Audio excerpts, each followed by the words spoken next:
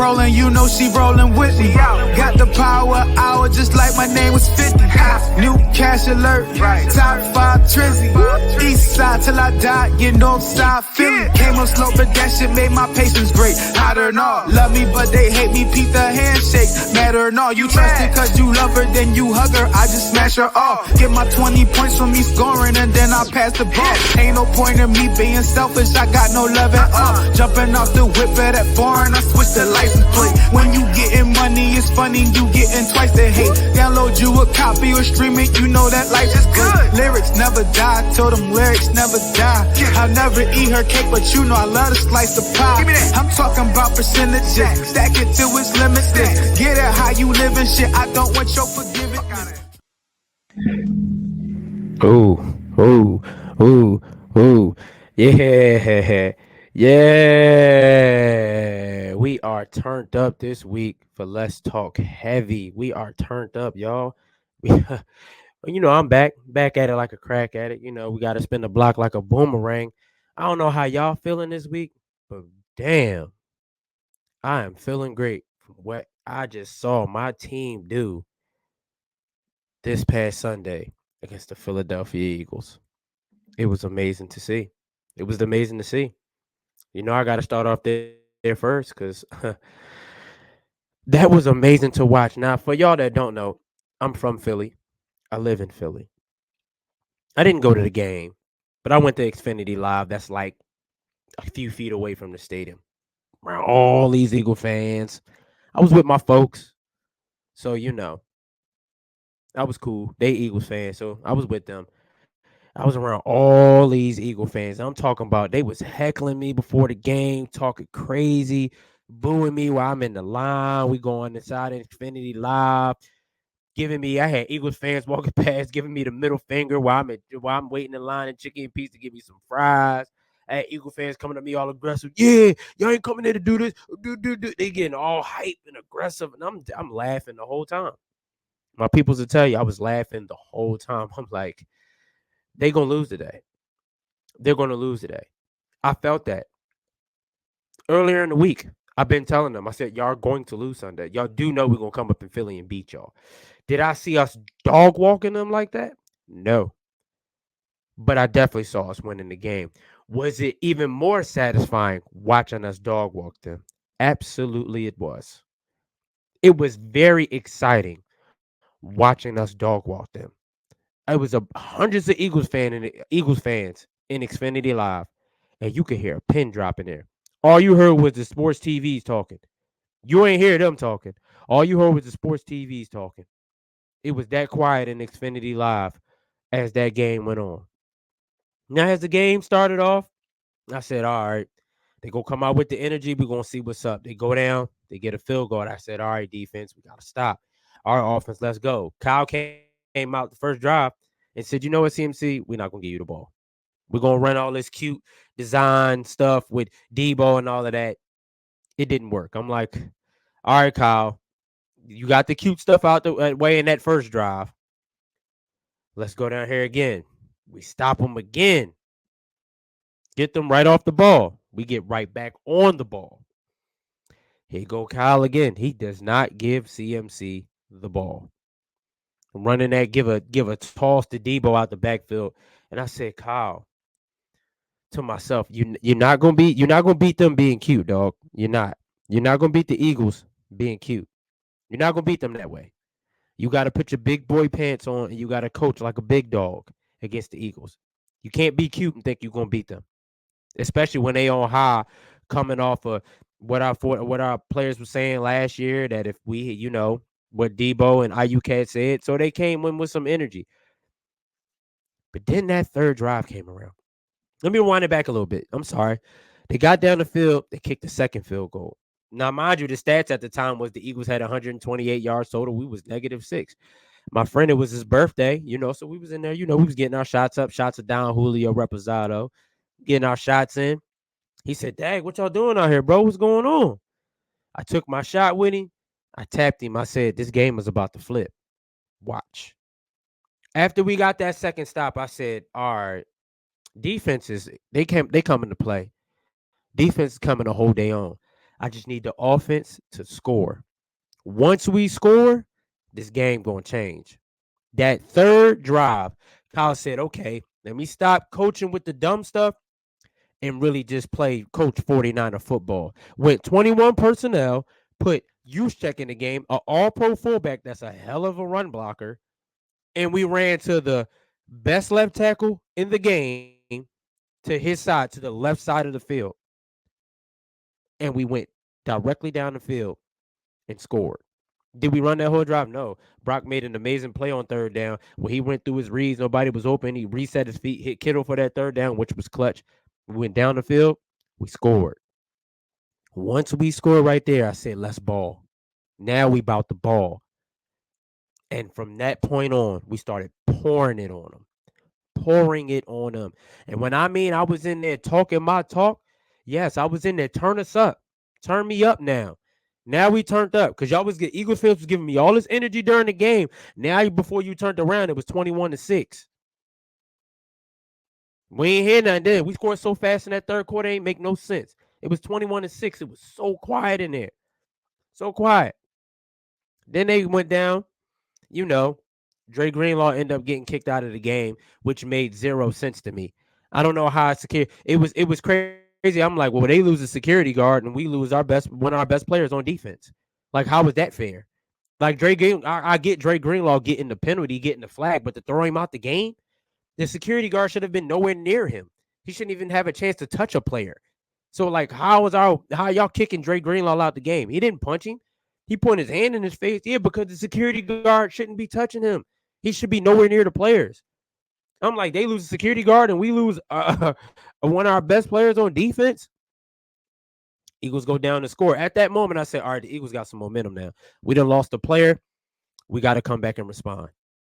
And boy, did Debo 19 problem Samuel respond. The definition of standing on business, when you look up that quote in the dictionary or that statement in the Hood dictionary, you need to see a picture of Debo right there. Because he stood on business. 10 toes. He stood on everything he said. And he ain't ducked from it either. When he said that they secondary was trash and they asked him earlier in the week, he said, I said what I said. And I don't regret nothing that I said. Went out there and had 138 yards and 3 touchdowns. Stood on every word. That's the true definition of I said what I said, and I'm going to show y'all I said what I said, and I meant every word of it. And he proved it. They ain't want no pressure with Debo. They ain't want to tackle him out there. We be trying, with us as Niner fans, we be trying to tell a lot of y'all that when it comes to Debo. You could call him a running back or whatever you want to say. But when that man got the ball in his hands, a lot of people don't want that smoke. A lot of people don't want to tackle Debo. That man is a load coming to you full speed. Ain't he faster than what you think? He break. What? That third touchdown? He broke on that jailbreak screen. Hit them 3 blockers and was gone. One before that, broke a tackle. Get off me. Took off. Nobody want that pressure with Debo, man, when he got the ball in his hand. So you know what I mean? Y'all can try to troll him all you want. But Debo stood on business. My man was out there warming up with some black Air Force Ones with this Pooh Shiesty mask on. I said, oh, yeah, Debo coming to play today. He's standing on business for sure. He want to let them know. And that's all us as Niner fans wanted. Even if we wouldn't have blown them out and won the game, because we for sure was confident that we was going to win. We wasn't worried about that. We weren't worried about that, how the score was going to be. We were confident that we were going to win the game. All Niner fans was trying to prove that if we had our quarterback, the game wouldn't have went the way it went. That's all we've been trying to tell Eagles fans the whole season, throughout the wintertime, throughout the summertime. If we had our quarterback, that game wouldn't have went the way it went. That's all we was trying to tell y'all. Eagles fans was like, oh, no. Even if y'all would have had Brock, we still would have blew y'all out. We would have did this. Nah, man. Y'all was disrespecting us. That's why we felt confident going into the NFC Championship game. Because we saw like, yo, we got a quarterback that we believe in. Like this, he ain't flinch. Cowboys was putting all this pressure on Brock in the playoffs last year. And I'm like, yo, he ain't flinching. That gives me a lot of confidence going into Philly. That gives me a lot of confidence. So that's why we believed in Brock. And for us to go out there and dog walk the Eagles like that in Philly, where he got hurt at last year, it was so relieving to see. It was so amazing to see him do it. 300 yards, 314 yards, 4 touchdowns. Brock came out there and showed why he was a difference man. He would have been a difference maker if he played last year. And by the way, I said this on the show when I was talking to y'all last week and I was previewing this game. I said that Brock learns from what he experienced before. As you saw, when he played the Cowboys last year in the playoffs, he said, "All right, going into this year, all right, I know what to expect from their pass rush. I know what to expect from their defense." Brock balled out. He had 4 touchdowns in that game.